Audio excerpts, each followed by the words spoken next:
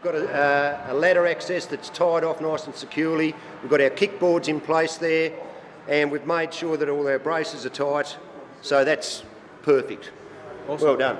Scaffolding's fun, by the way. It is fun. Excellent. Well, there you go. You've just identified something you like doing.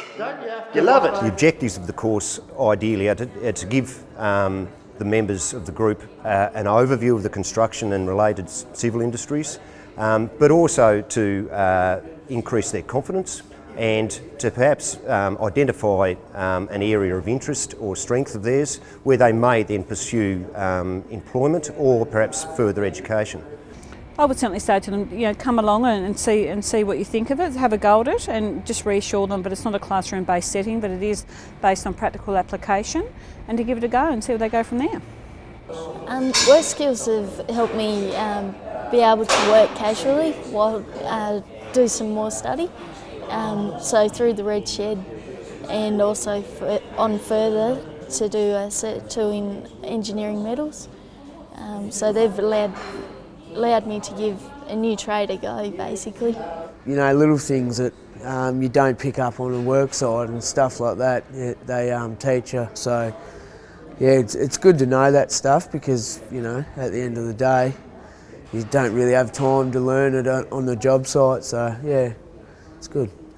What Don and I get out of doing the course is a great deal of pleasure in meeting all of the characters that we have come through the course, but also seeing the growth of the group members from day one, where they really don't know what's happening and what they're in for, and they're not at all confident with perhaps might be meeting new people, or it might be using any of the power tools that we use here. And then when you see them just within a few days, the growth in confidence that they have and the pleasure that they get out of making their projects is what keeps us going here as far as motivating us to continue doing the course. It is quite a unique program. The fact that we're taking, I suppose, job seekers out of a formal classroom-based setting. So this is a less formal setting where they're actually using, I suppose, practical application to learn the skills. And what it does is actually provides them with confidence and to look at other forms of formal education. Prior to coming to the Red Shed, I've been working in catering industry, just doing some kitchen hand type work, and on a casual basis. There were no job prospects there for you?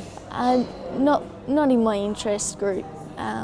Basically, I want to get into the trades, and the Red Shed was a good opportunity to do and get some experience.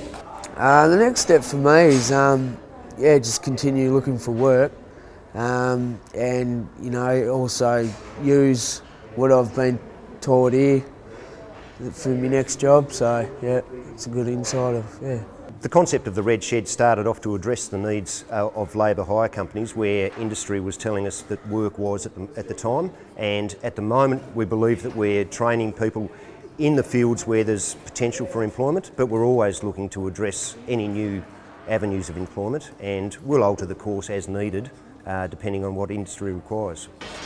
Basically, Workskills has allowed me to work casually as well as have the chance to do some study and have a chance to explore different opportunities. So before coming to the Red Shed, I've never picked up a welder before. So basically exploring opportunities and found something that I like. So at the Red Shed, one of the projects that we work on is a fire pot or brazier, from doing things by hand to MIG welding and manual metal arc welding. So we have a chance to have a go at both on the same project. Oh, look, there are many success stories. In fact, I think everyone that comes through the course is a success story in one way or the other. But I suppose one that comes to mind is a fellow that had been doing it quite hard for a long time, and through doing the course he got his qualifications necessary to get work in traffic management, and he's now full-time employed. He started off just through labour hire, but he's now full-time employed with his own company car, running a small crew of guys, and he loves it. And he drops in every now and then and catches up and has a barbie, you know, drops in to have a sausage, and we get a number of guys dropping in, just telling us how they're going. Coming back for more. Thanks, mate. But yeah, also it's just a good good thing to do. Like, it just keeps you busy and stuff. So yeah. We're certainly liaising with the building sector and with other industry associations and employers to make sure that we're preparing our job seekers for future job opportunities. So when we look at the state government jobs plan, we can see that there are some emerging opportunities around building and construction, and that's confirmed also by the Masters Builders Association. So we're trying to be proactive and make sure that we're preparing our job seekers now to ensure they've got the right skills at the right time. Gives you inspiration to get, to keep going, basically, it gives you a bit more of a push, so yeah. So basically I've been able to change careers almost.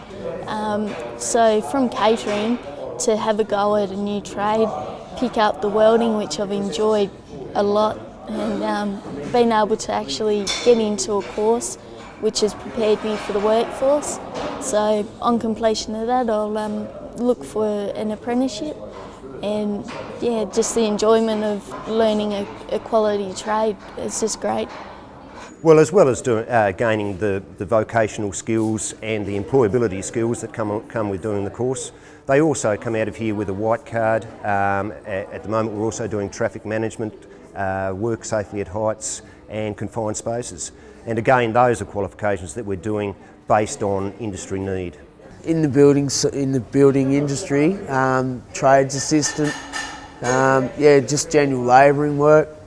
Yep, I've got a bit more skills now, so yeah, I'm hoping to pick up some work like that. I'd like to go into the marine industry, fabricating and welding on marine type things, so building boats and the construction of boats. We're certainly liaising with industry and employers about the sorts of skills that we need to be training our job seekers in, and we've certainly extended this into also hospitality, and there's no reason why this concept can't also be extended further. Well, we're constantly communicating with industry. We either have industry members come in to us and tell us what's happening in their fields, or we go out and talk to industry, and we're open to any sorts of suggestions as long as there's likelihood of employment from training our group members in a different field. So if it turns out that we needed to bring in additional trainers to work in a specific area, if there was work coming up, then we'd certainly be open to doing that.